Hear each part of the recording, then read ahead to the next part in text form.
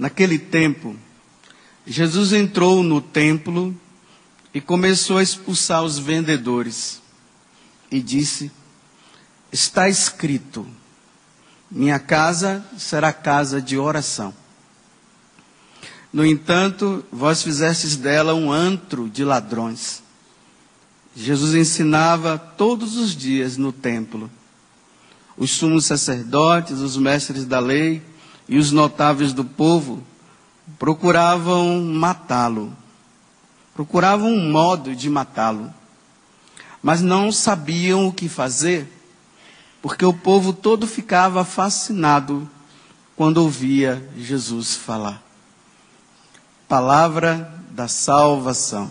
Glória a vós, Senhor.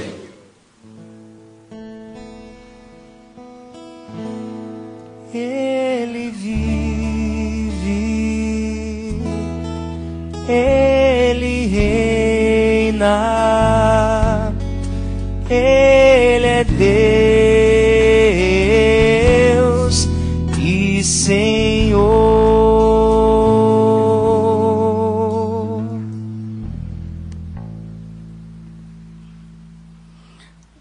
Vendo essa passagem do Evangelho, muitas vezes nós nos assustamos, né? Quantas pessoas que abandonaram a igreja católica porque disseram assim: ah, lá eu não me senti acolhido, não me acolheram lá não, o padre foi muito grosso, senão o ministro da Eucaristia lá também, aí mudou de igreja. E no entanto, vejam só aqui o Evangelho, né? Que falta de educação de Jesus, hein? O povo está lá todo rezando, tudo lá no templo. De repente, Jesus começa a expulsar os vendedores que estavam ali dentro. Imagine, né? Jesus chegando: sai daqui, sai. Imagine vocês novos que estão aqui, que vieram na Canção Nova hoje, né? De repente eu começo a dizer para vocês: vão embora, sai daqui. Não volta mais, né? E Jesus não estava muito preocupado com isso, não. Mandou embora mesmo. No Evangelho de São João, lá ainda coloca um detalhezinho. Ele fez um chicote com o rosto irado, pegou o chicote e mandou ver em todo mundo. Imagine eu fazendo isso aqui, hein? Até aqueles novos que estão lá em cima ali, ó, que vieram aqui pela primeira vez, se vocês quiserem sentar, sintam-se acolhidos, eu não vou expulsar vocês, não. Mas Jesus expulsou. Mas por que Jesus expulsou? É isso que nós precisamos entender, para nós não chamarmos Jesus de mal educado. Ele é educadíssimo.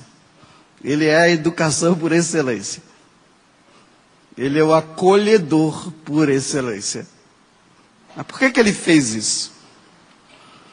Bem, uma das primeiras coisas que a gente precisa entender na história do povo de Israel é que Deus, ele não tinha um lugar fixo para se encontrar com os seus filhos.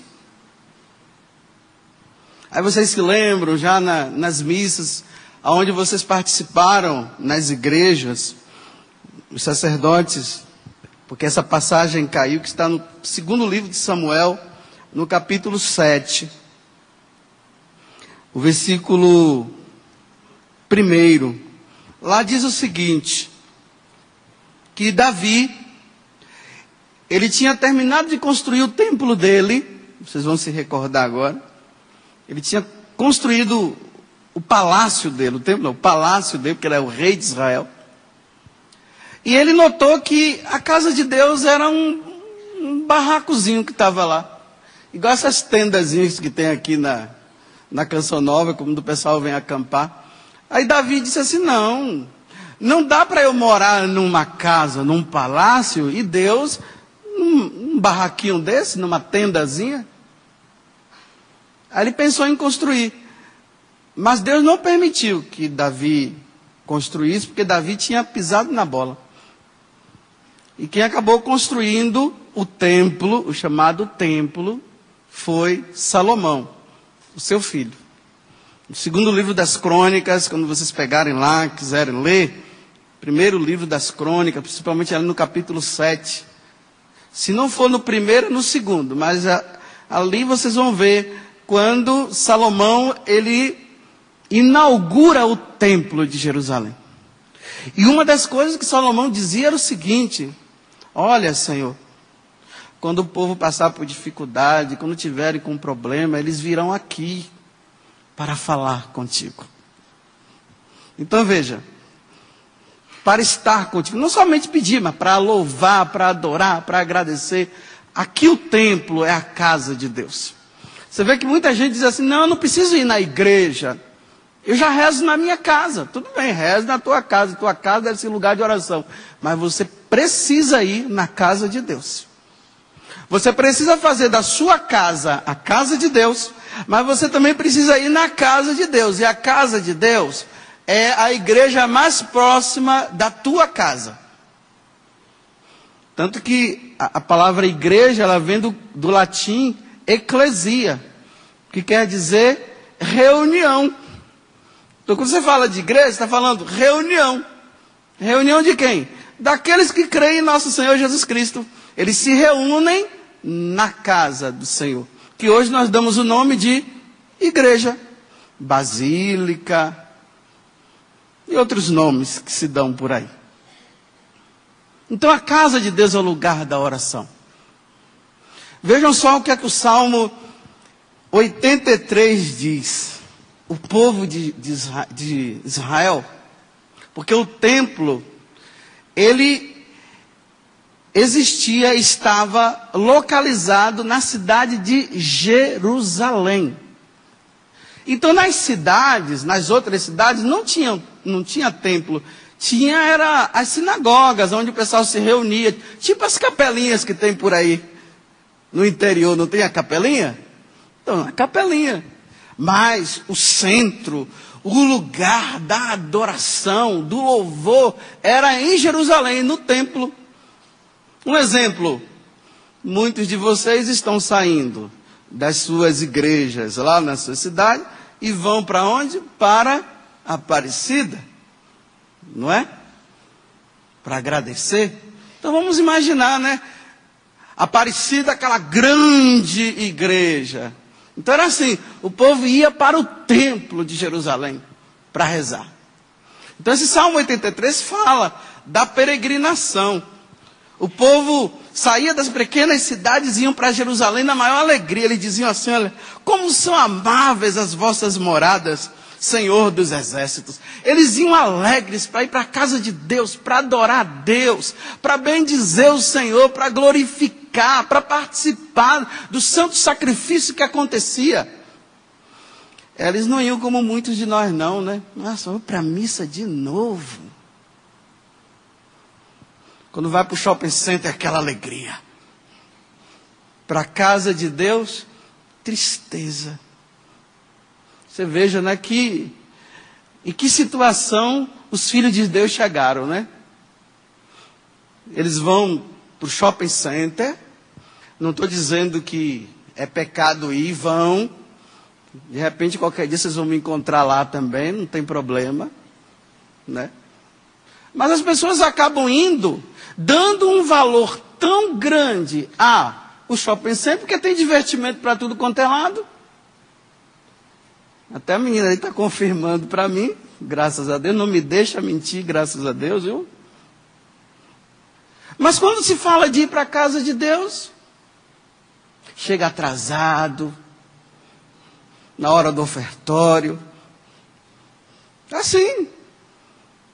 Se arruma, na hora que vai começar a missa, está se arrumando em casa. Para chegar lá, que hora?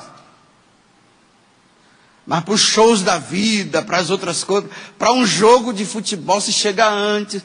Quando os cantores de rock de outros países vêm para cá, as fanáticas já estão 3 dias antes esperando lá para entrar, e numa gritaria. Meu Deus do céu, parece que são os salvadores da pátria. O salvador do mundo que chegou. Eu não sei o que é que passa no coração dessas meninas, não. Pelo amor de Deus. São capazes de fazer tudo para tocar naqueles rapazes ali. Fanatismo. Agora, para a casa de Deus, vai tudo ao passo de tartaruga. Ó, e de caracol. Vai assim, né? Arrastando. Mas o povo de Israel não era assim, não. Eles iam para a casa de Deus com alegria no coração. Vamos, quão amáveis são as vossas moradas, meu Senhor. E aqui eles dizem até assim, olha, é tão boa a casa de Deus, o templo de Deus, que até o pardal mora lá. É ou não é verdade? E o morcego faz companhia também. E nós vamos a passo de tartaruga. Quando chega lá já está olhando no relógio que já tem que ir embora. Para quê? Para fazer nada, mas está querendo ir embora. Porque é repugnância pela casa de Deus. Eu não sei porque nós temos repugnância pela casa do Senhor. Precisa se mudar, viu? Esse desejo nosso, porque todo mundo quer ir para o céu depois, né? Todo mundo quer ir para o céu. Mas ir para a casa de Deus, de vez em quando, uma vez por ano, eu também era assim. Mas depois que eu compreendi o prejuízo, só vivo agora aqui. Não precisa se preocupar que ninguém vai se tornar padre e freira para estar na casa do Senhor, não. Mas é preciso ter desejo. Se tu não tens desejo, peça a graça de sentir desejo. Porque imagina só, você passar um ano inteiro sem ir na casa de Deus. Passa bem de longe. E ainda passa de longe com a cara virada para o outro lado. A casa de Deus está aqui, passa assim, ó, para não olhar. Acho que é o diabo que mora lá dentro, né? Para não querer ir. Que desastre. Os filhos de Deus estão. Caminham porque não querem estar na casa do Pai. O Pai está chamando, vem meu filho, está dizendo não. Vou para o shopping center, vou para outro lugar, vou para os motéis da vida. Casa de Deus não, para quê? Não perdi nada lá? Será que não perdeu? Acho que é a cabeça que você não perdeu. É a cabeça, está procurando cá fora. Mas é isso, eles iam contentes. Eles diziam, até o pardal mora lá. Aí eles diziam assim, olha, um dia na casa de Deus vale mais do que 1000 dias fora dela. Nossa Senhora, que coisa maravilhosa, hein? Só quem ama fala assim. Só quem ama o Senhor tem esse desejo de estar lá, de ficar. Todos nós podemos nos divertir, temos o direito, viu? Deus não quer também você o tempo inteiro lá na casa dele, não. Vai se divertir também, vai trabalhar, senão morre de fome. Mas precisa ir na casa de Deus e sentir o desejo. Depois você leia o Salmo 83. Quem tem Bíblia evangélica é o 84. A CNBB também é 84, a TEB também é 84. Ave Maria 83. Depois leio. Você vê que esplendor, que maravilha. Quando eles falavam de ir na casa de Deus, iam todos. Como Jesus também costumava ir. Agora vejam só, gente. Jesus começou a ir lá no templo, ele começou a se decepcionar. O evangelho de hoje, agora eu vou entrar no evangelho. Começou a se decepcionar, por quê? Quando tinha as grandes festas, por exemplo, a festa de Pentecostes, que é a festa da colheita. Olha bem, até isso a gente precisa entender. Quando se fala Pentecostes, a gente já lembra Espírito Santo, né? Mas o Espírito Santo, ele desceu sobre os apóstolos na festa de Pentecostes, que já existia já há